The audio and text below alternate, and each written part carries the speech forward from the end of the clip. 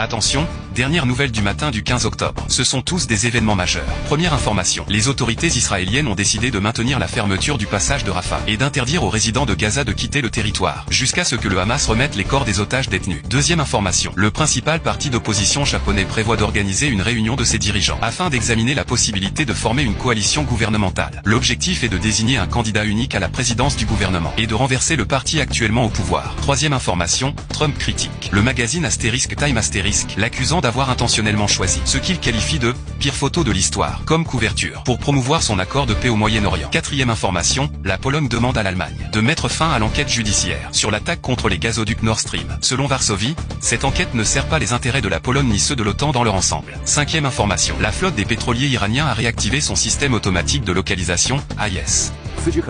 D'éprouver la réaction des pays occidentaux face à une éventuelle saisie de leurs navires. Sixième information, le secrétaire américain au Trésor, Bess, espère qu'India puisse soutenir les États-Unis sur la question des matériaux de terres rares en provenance de Chine. Septième information, le président biélorusse Loukachenko met en garde que fournir des missiles de croisière Tomahawk à l'Ukraine n'apportera pas la paix, mais pourrait au contraire conduire à une escalade vers une guerre nucléaire. Huitième information, selon des sources turques, la Turquie serait prête à partager sa technologie de missiles hypersoniques avec le Pakistan.